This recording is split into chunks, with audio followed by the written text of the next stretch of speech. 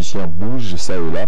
C'est bien toujours de faire flotter les drapeaux étoilés partout où nous nous rendons. Et je me permets encore une fois de vous rappeler que je suis avec Benef Bunafilé qui est là, qui vient de finir, je dirais, une mini-tournée au niveau du Bas-Congo et de l'Angola. Il est de retour ici à Kinshasa, à l'Alité Azobeta Saola. Aujourd'hui, il sera bien sûr au village Chentemba. Si la musique de Benef vous parle, essayez de faire un petit tour. Donc, je proposerai à Kovo Ingila, l'honorable, celui de temps, Ali au petit tour. Et ça va au grand bien. Et puis, à ma soeur Kazadi, donc, Kazlov. Au Bétapé Tour, et ça va bien. Joël Pembe, vous allez déjà, donc, et ça va grand bien. Et total respect à notre président, le président Lotis Longi, du côté de Loufou, et sans oublier le célèbre inspecteur Steve Imono. Tokomoke Nabiso na Souka, Benof. Nabiké Soto Betty Lolo, ma chaîne Temba. Semaine prochaine, peut-être, pour nous, on a combien de dates? Pour Nicolas, on dit comme pour la mois. Il y a 11 dates. Quand on a le manager, on a 2 dates. On a le Turin, on a le Lille. Ça, un mois, 12 dates. Ouais, ça, un mois. On a vendredi, samedi, dimanche. Vendredi, samedi, dimanche. Vendredi, samedi, dimanche. On a le calendrier. Tu vas t'envoyer le monde à Banda. Totalement. Et ça va bien, mais au-delà de ce que Pambola, il pose le cas au Bimisabato. Donc, Gez Kadem, c'est ça? Bonjour, mon frère. Bonjour, Yann Attilo collègue. De vous signer dans la label. Si c'est signé, vous m'en avez dit à Ephraim Musique. Et puis, c'est un moment. Si. La label, il y a comment Ephraim? Ephraim Musique. Mais non, il y a comment il s'appelle? Rwandaka.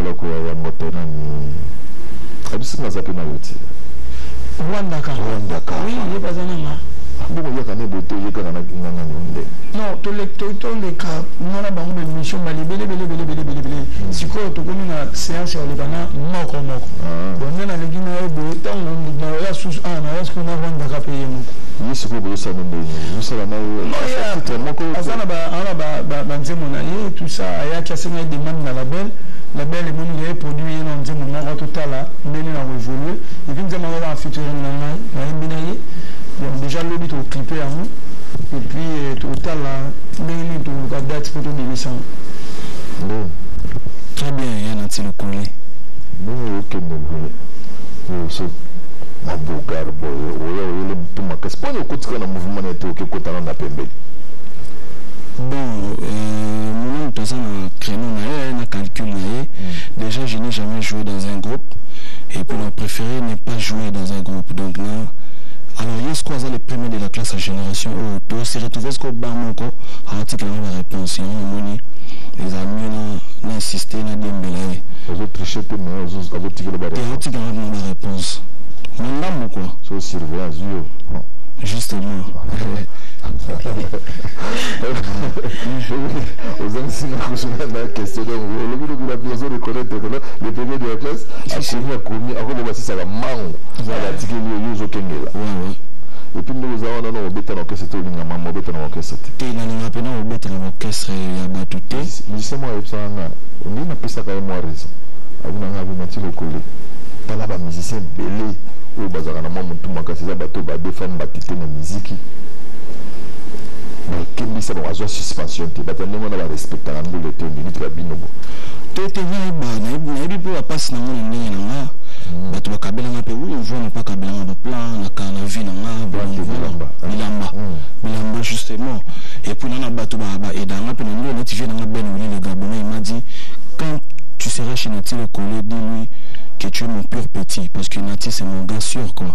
Ben oui, j'ai fait comme tu as souhaité, hein. Donc il aurait bien que vous nous avez battu.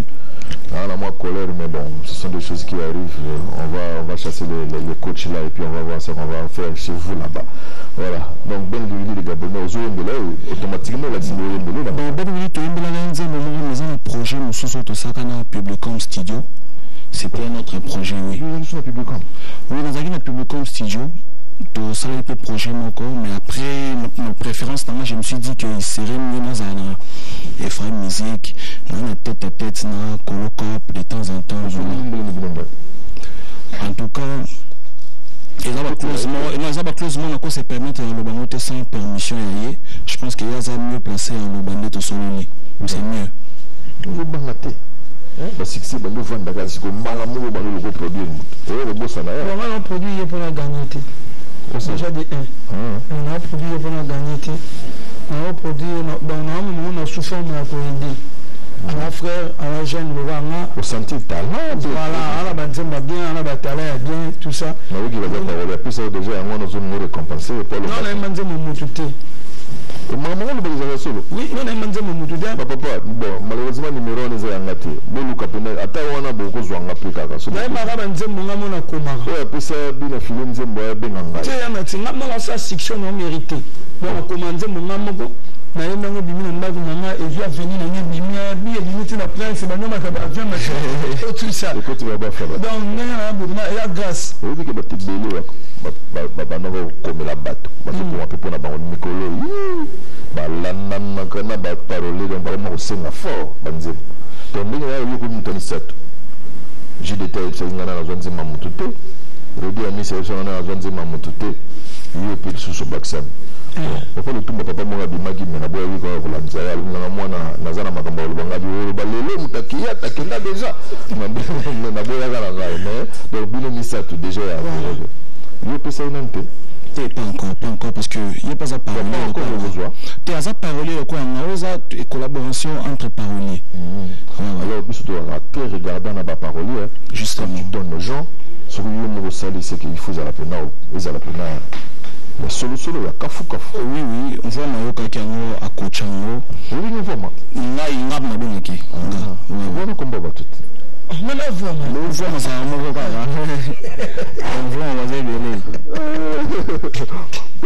aller vous allez clipper demain aussi oui trop clipper lobby et on a profité à chaque fois dans les canaux on a signé merci full boss parce que vitrine déjà pour les canaux section musique on voit ma c'est ma sous full boss on va combat donc c'est combat battu oui tu full boss musique ça déjà tu es boss live et tu es tanadi mana penana comme nana ni le nana ni le nana na pena style nana oui la musicien le mona musicien mais le na comme modogo donc on a comme moti la musique a comme on a style la voix maintenant si on a un style on a autre partie la carrière là comme on va te mais tu vois ma ya comme on le son za masuni on nous on le na français patron na voix le mal là voix ma voilà ya comme on me dit là comme on va bosser pas de joie au côté ça ah le bien toujours enregistré mission là sur la sur le bon bien tena ko YouTube azo bombe la biso oui vous reconnaître les autres poids. En tout cas, justement, le ballon, à chaque fois, on a déjà merci parce que c'est très difficile déjà. Et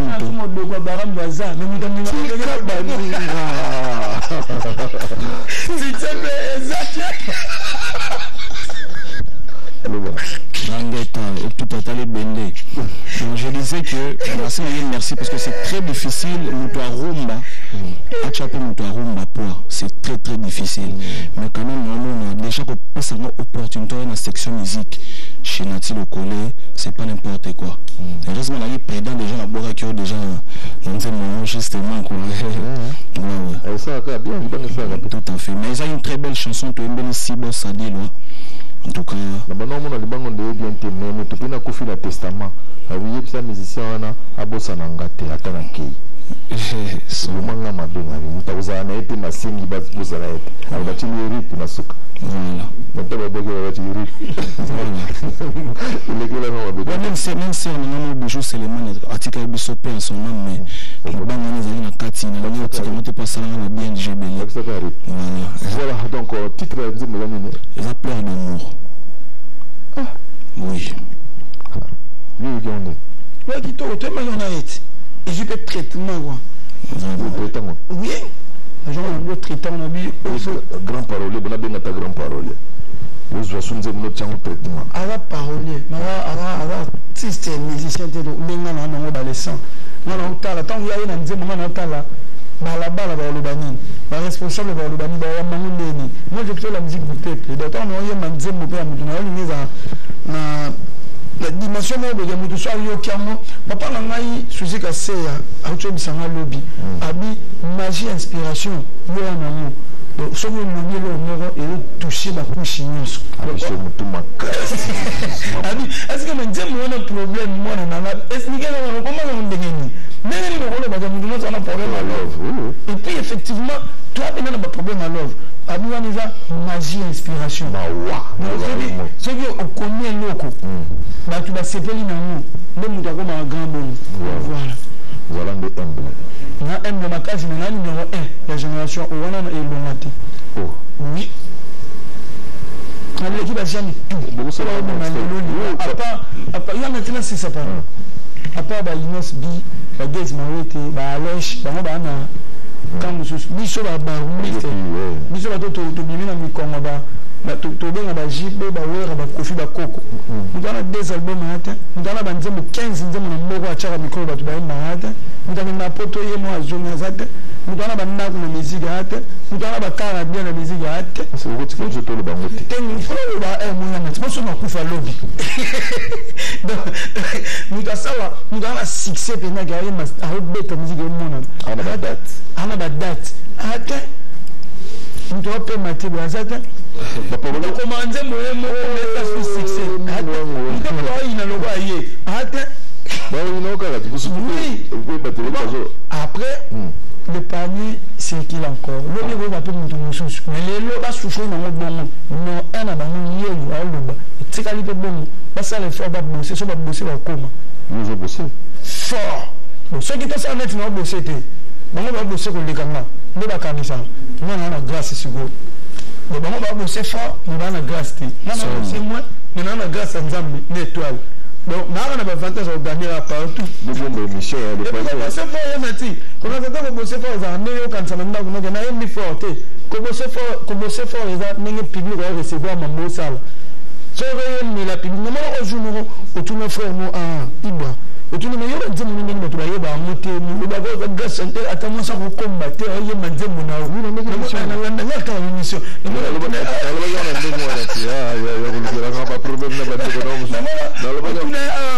Nani manje mono il y a dans la tête donc on va gagner dans la tête on le bon on va la souci on a artiste un bon chanteur mais à persécuter on va gagner pour au tout carré on a encouragé peut-être que la base peut-être na ba nebe malbom nae conseil au pesa ki wana a resala ba nzembo batu ba yoka soto na poussa na dona la plus na autour de ce que généralement pas parler bazar la moins difficulté à moins yo mongo ça il doit donc c'est ça va même moi on a bien mis même moi bien nati même bien petit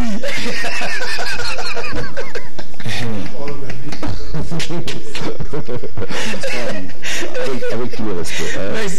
Tout le monde a mal à l'aise, s'il te plaît. Tout le monde a moins de réconciliation. Tu as la fin de la mois où tu as indépendance. Et ça va bien. Dans ce moment, c'est bien que Eyoka n'a pas été le 31 juin. C'est un gâte. Le début, on a fait. On a un studio, on a un peu bien. Après, bon, aller là, on a aidé, on a pêché en haut, on a libéré. Il est fort, parce que le baba, quand on a réglé, on a banni, mais il est fort, on a pêché un prêtre.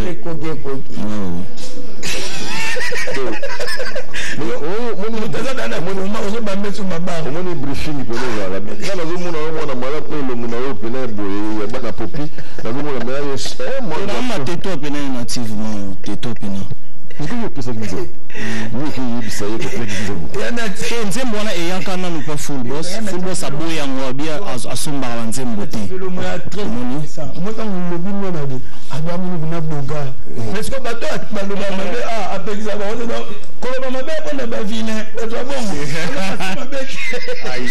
voilà il faut que j'arrête cette émission je ne maîtrise plus les spectateurs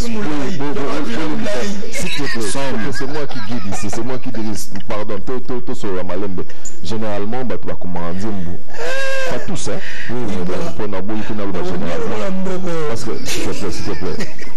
Parce qu'elle peut commander, moi, je me rappelle tout à fait. Tu peux aller commander. Mais ça va. Oui, bien que non, au niveau de full boss, je suis en train de travailler, mais je chante déjà bien. Mais je suis en train de travailler. Et pour le full boss, on doit autoriser à dévoiler un livre extrait avant que tu mais je sais que j'aurai la chance de revenir pour la promotion de Zembo. Je pense que la permission dans mes fils qui est pianiste et moi master moko.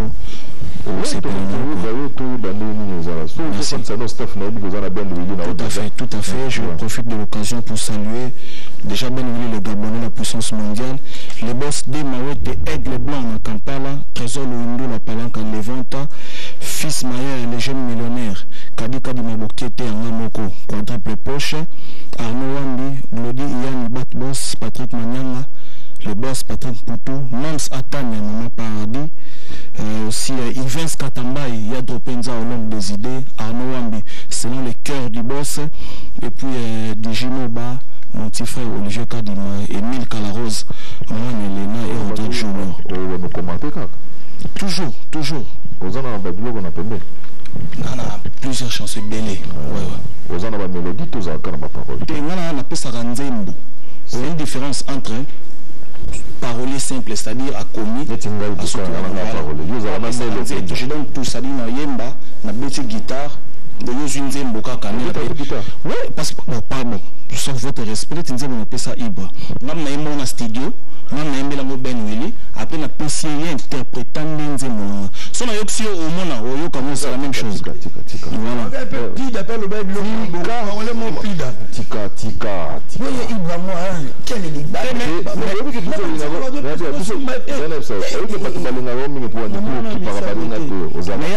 sauf votre respect. Pardon, Nati, Banzem so Irenia na Mboko. Batu alobela ngolelo ezangati. Nti nzema ba bwa nga Rodrigue Kadima, monsieur le parolier. Mon pépé.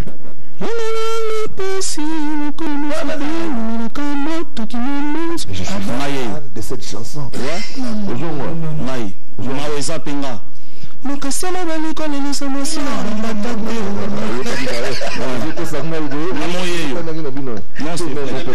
pépé, c'est à toi. On a présenté une conférence de presse, alors on a une émission tout qui nous appelle ça plan oui. Banzembo. Mais les cas ça la rendre papa Mandolo ba balima pas mais balima boulanger té. On a comprendre la meilleure façon d'être servi, c'est de se servir soi-même. Tu la comprendre on a qui dit bah. C'est un peu égal. Est-ce que c'est servi? Voilà, donc il faut comprendre.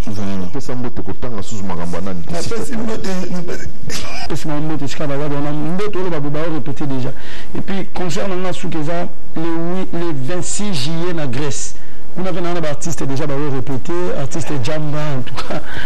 Bon, la musicienne aussi a bien affilé la Kinshasa, de comprendre les mots, Moussa, la ville aux Rwanda, Afrique du Sud. Non, il va bon côté actuel, au moment actuel, il y a toujours le Babouyan ici, il y a concerne la grande salle, il concerne la Porto-Pena, ils ont été.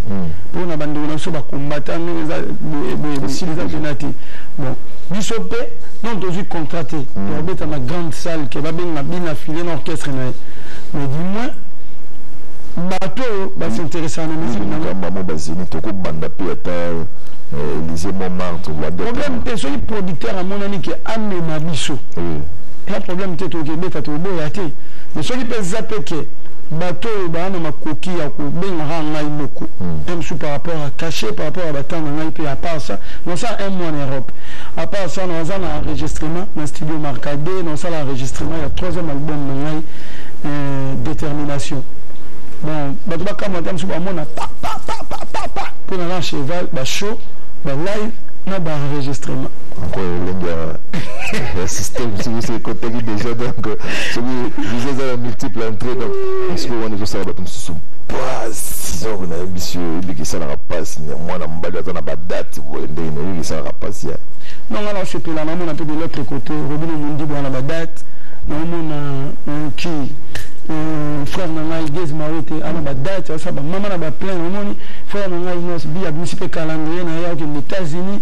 Omoni jeunesse ndebo, to lingi boye quand même. Il a que ça qui a toujours bossé quand même, mais monsieur qui ne peut bien. Il a renforcé sa jeunesse. Que mardi de rater événement il y a siècle. Bon, on a précisé le jour où on va venir la semaine prochaine. Mais le 30 juin, vous savez. Le 30 juin, oui, on va endetté. Parce que, concernant le Bosso, il va le 25 juin. Chez MK, dans Champs-Élysées, dans la France, dans un concert dans le Bosso, il y a le 25 juin dans Zalaté. Mais tu vas soutenir, même de loin, même de près, tu vas soutenir. Les fanatiques à bien affilé, les anges, on va pouvoir représenter. Mais Kobetami, c'est bien, on sent que non, l'artiste est en train de bouger. Mais Kobeta peut alignement de je sais que tu es dans ton élément certes, mais il faut pas moins repos plus à moi capital. Oui, moi je peux aller. Il y a bien ça qui a toujours pris moi temps au travail. On a un man à studio Ndiaye, il y a 2000 ans. Nous on a demandé bien. Mais je suis même à Box Day. Oui, ça on a mis tout le son nom. Président Tichi Tambo, le président, on a 2000 ans, le bateau vient de hériter dans le bas. On a M. Biberon. Mais on a une madame Ndiaye. Mais on a une expérience sur le studio. En 2007, il y a qui veut remonter sur le podium de la bête, on a fikini déjà, c'est un baba qu'on a vu dans tout Kaluji. On a une expérience au bossé, puis toujours tembler au bossé, même dans le secteur. Beaucoup de temps, oui. Peut-être dans un temps où tu perds maman la mission. Voilà, tu peux t'en depuis hier, ma la console la mission est donc tu coûtes en été. Il est fier de toi quand même. Oui, ah moi on a beau. Moi on a beau. En tout cas, tu vas prendre la tembler au bosser. Tu vas qu'un jour tu coûtes en maman beau. Donc tu peux n'habiter avant hier, n'habiter avant hier, n'habiter hier, n'habiter sur les lots. Au moins, les voix et changer des arabes bien. On a 3 jours d'affilée.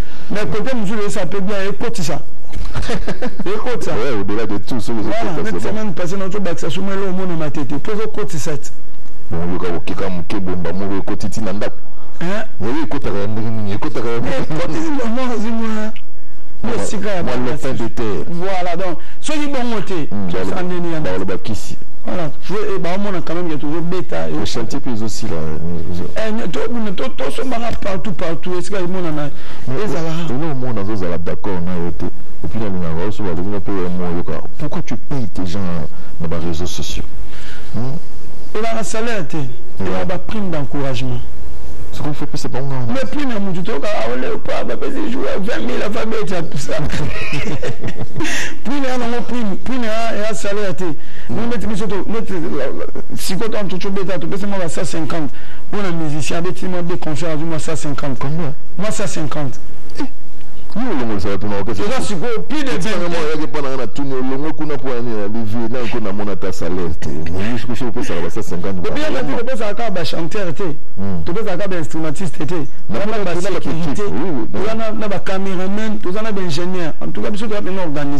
et puis ça prouve que tu bêtes la musique, il y a coproduction. Tu bêtes la musique, il va foutre des caché. Tu bêtes la musique, il y a un autre cabot. Non, il y a la coproduction. Non, il y a la réalité. Bato abeta ba coproduction ya bato ba na succès te ba pe na banzembo te bato ba yebi banzembo na bango te ba biso bato au moins te ba biso bato to na banzembo pe ne yebani makambo eke nde mosusu eya pe logique tokokoka na rate. Voilà, amis téléspectateurs, je vous ai dit que c'est une émission de restitution totale en étape à Boma et Bandaki. En parlant bien sûr de Boma, je me permets de saluer Titi Espoir Kwangila Lele, tout en vous signalant aussi que Gibson Boutou Kondolo sera à Boma. Il nous a envoyé la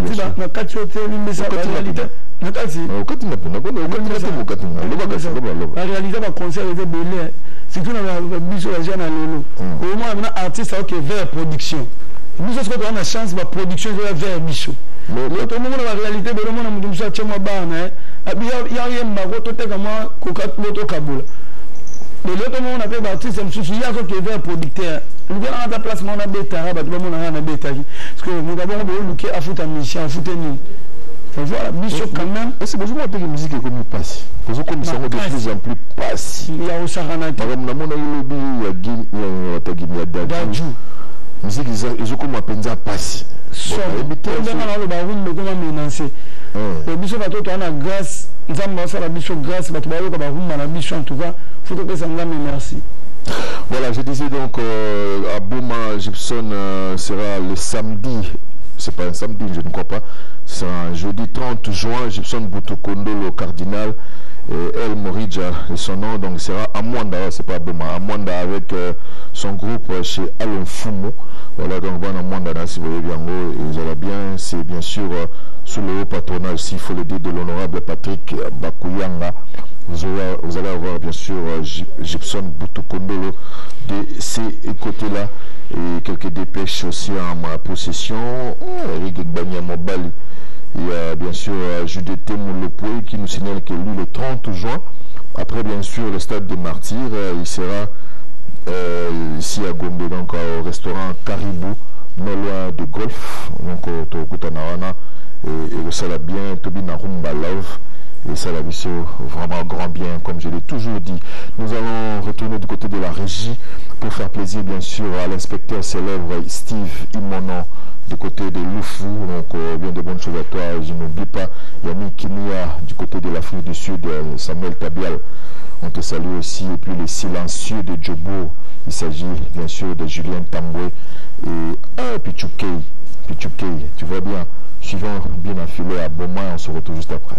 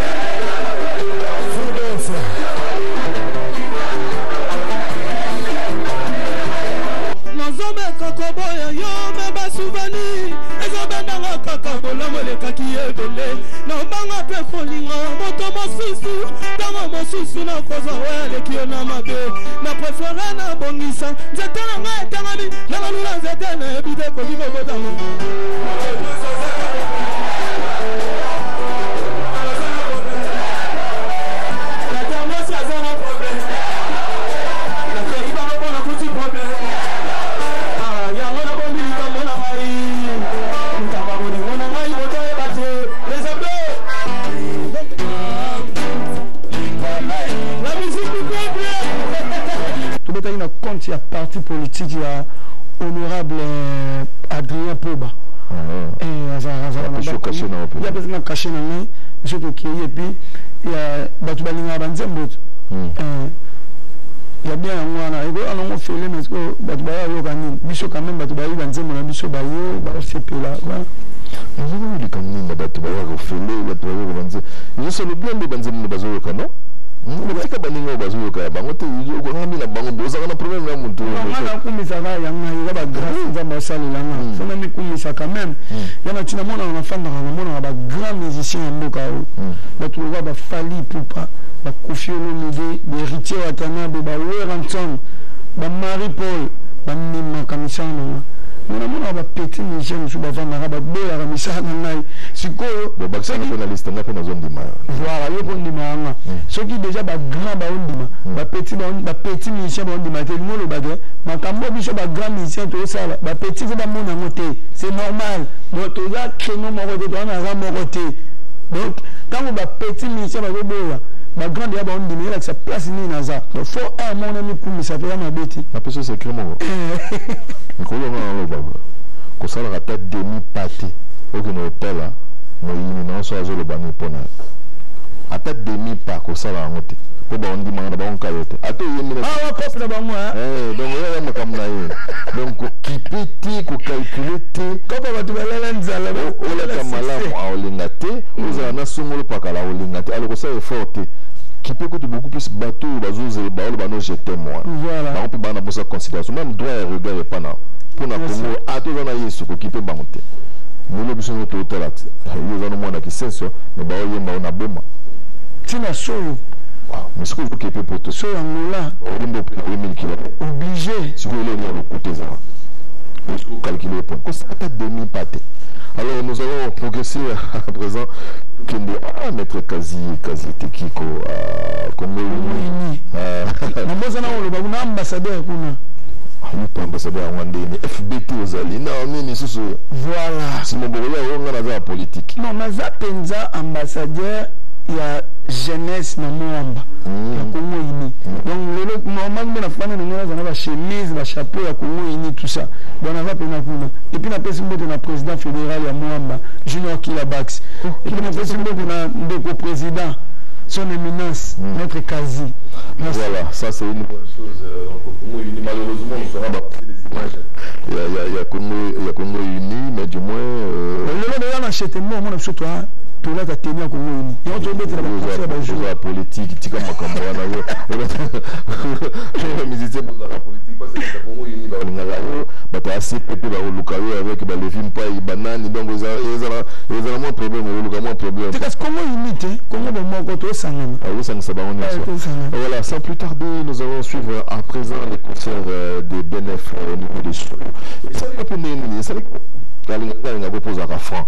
Quoi que bête na solo après fallait ça la vie honnête moi na baby ala mo banga wa nyo ka uchole gasko musele yete siko alera et puis agi à peu près la même place l'espace c'est que 3-4 jours kaka voilà et il y a bien na ko gasko espoir quand na moni na komina mwanda na moni vano présidentiel o ya bio janvier na ngafali et pe ozwanga o katsa na bi ba ngole ba considérer ba tupa pambati so il va au sein la de c'est le public public na ngole zelo bien mais tant on na moni que non anti à ça quelque chose tant na moni population na nzela voilà voilà tant na komi na kiti na vano présidentiel après na mango que na presque minimum karami tant na kendaka ngana na madame jet na mona vena na be Felipe na jet na ba bato baba Eli de Dieu baba mystique ya maman ngaki na ngabo baba Eli de Sata o ko te o ki to ba bato bale mo banzambi ba mo mbulu ba mo de père na ma komi na moni vena ndenge bangole bato somba ba billet na moto na talisel na bi on a yété na bandé na tchebe ba bazo répondre na bien au cop na biso na gagner en tout cas ça là bien nous va fier na nous va fier na ba congolais au bazar en étranger au ba influencer ba ngolais na ba ngolaise et ba banze monanga na moni na bandu ba botani na ngola ba yebi na la teme ba go tatoner quand même na banze monanga en tout cas et ça là bien au deuxième fois na mona na beta concert producteur avec le bazar kata batu ba déborder donc na beta concert mo na junior à l'époque na 2019 papa Olotubil na kutia na sima bina vraiment bina file fois ala kaka mo penga na condition pena kata